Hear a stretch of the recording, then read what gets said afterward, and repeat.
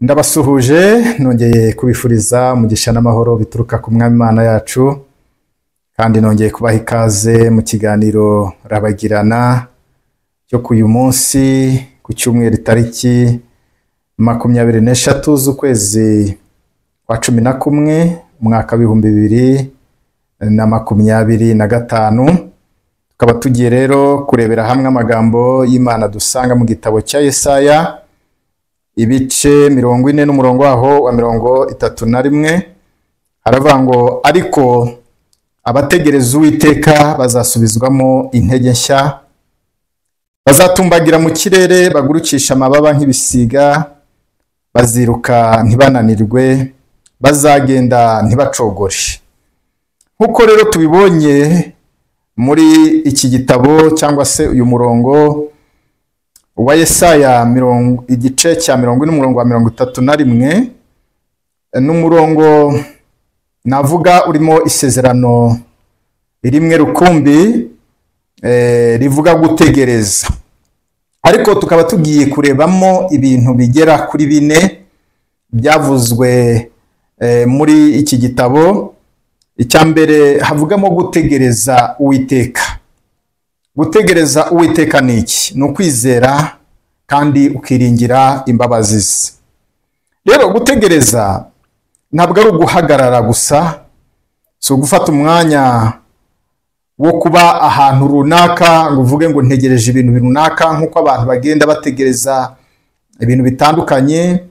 Nkuko muri ubuzima turimo, ushobora gusanga hari umuntu utegereje urubyaro uyu munsi, ushobora gusanga hari umuntu utegereje akazi uyu munsi, ushobora gusanga hari umuntu utegereje gushaka uyu munsi. Hari ibintu byinshi dutegereza mu buzima bwacu bitewe n'icyo dukeneye n'igihe tubitegerezamo kugira ngo bibashe gusoza. Rero ariko ahangaha Bibiliya yo yatubwiye ngo gutegereza Uwiteka. Rero muri ibyo byose dutegereza abantu bagira kunanirwa. Rero abantu benshi bananirwa kubera iki? Kuko bihutira gukora byose mu mbaraga zabo. Ariko aha Bibiliya itwereka ko abagendana n'Imana bayingira mu mibereho yabo, mu mishinga yabo, mu bibazo byabo, nibo babona imbaraga zivuye mu ijuru. Gutegereza Uwiteka ni ukwemera ko Imana itagitinda, ni ukwemera ko Imana ikora byose mu gihe cyayo cyagenwe. Imana rero iyo wakomeje kwitegereza uyiringiye, bya bindi wari utegereje ntabwo urambirwa, ntucika intege, kuko uba wiringiye koko mu gihe gikwiriye cy'Imana ibyo bintu bizabisohoza, bigatuma rero udacika intege. Icya kabiri ngo bazatumbagira nk'ibisiga, niko Bibiliya yavuze. Aha nk'ibisiga bivuga imbaraga zituruka ku Mana zigusunikira hejuru y'ibintu bikubangamiye, ibintu bikuruhije, ibintu bikugoye. Iyo turebye igisiga cyitwa kagoma cyangwa se igo mu Cyongereza, ubusanzwe ntabwo gihora gikoresha imbaraga nyinshi mu kujya hejuru cyangwa se mu kuguruka, ahubwo gikoresha umuyaga, inkubi y'umuyaga. Rero iyo gikomeje uwo muyaga niwe ugenda ugisunika, nicyo ntabwo kiba kigikoresha imbaraga zacyo, ahubwo umuyaga niwe ugitwara.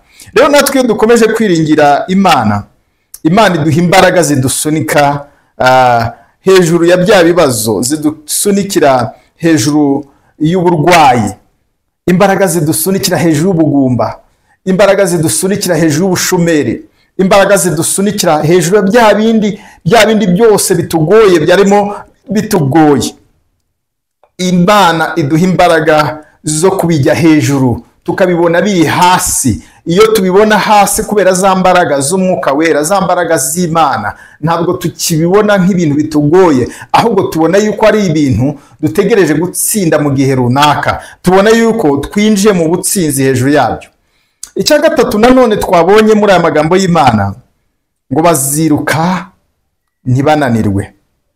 Imana nanone iduha imbaraga zidukomeza mu rugendo. Mu buzima tubayemo ni urugendo rurerure. Mu rugendo rwacu rurimo rero harimo imisozi, harimo imibaya, harimo amataba.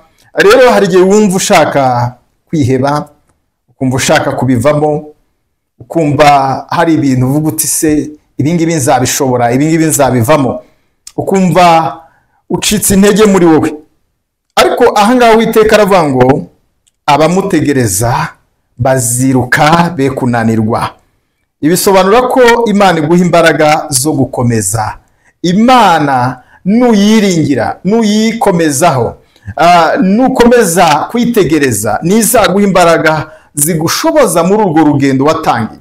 Birashoboka ko mu rugo rwawe ubona byanze, ukumva ugiye kubivamo, ariko reka wo kubivamo, ahubwo wongere wiringira Imana, uvuge ngo Mana, wewe wanshoboje kwinjira muri urugo, mpimbaraga zo kurwubaka mu buryo bwiza. Wewe wampaye aka kazi, ukumva urenda kukavamo, bwira Imana ngo Mana, shoboza kugakora, nshoboza kwihangana, shoboza mu bwenge, izagushoboza muri ibyo byose.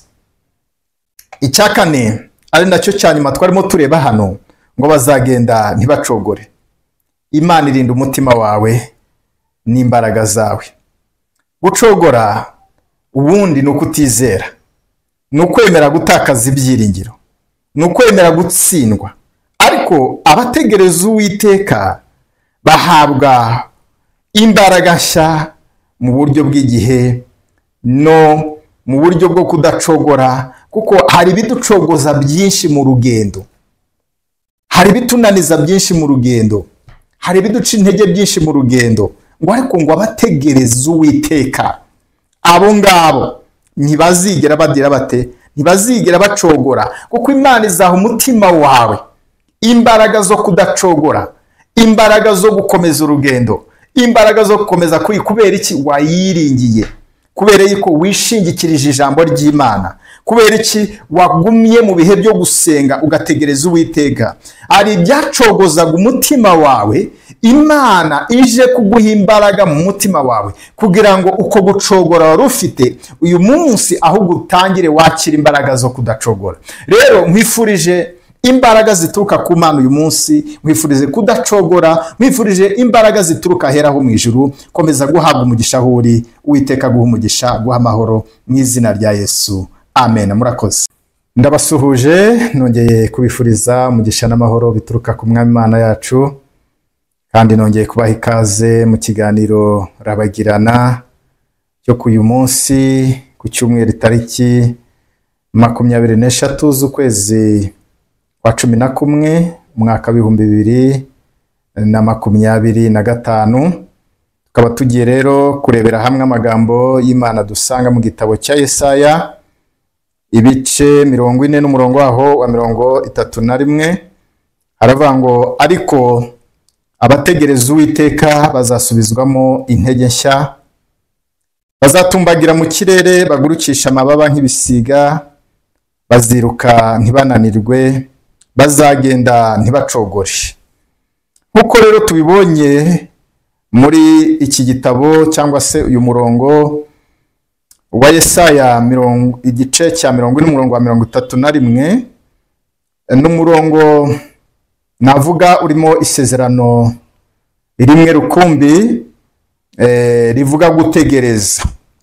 Ariko tukaba tugiye kurebamo ibintu bigera kuri 4 byavuzwe muri iki gitabo.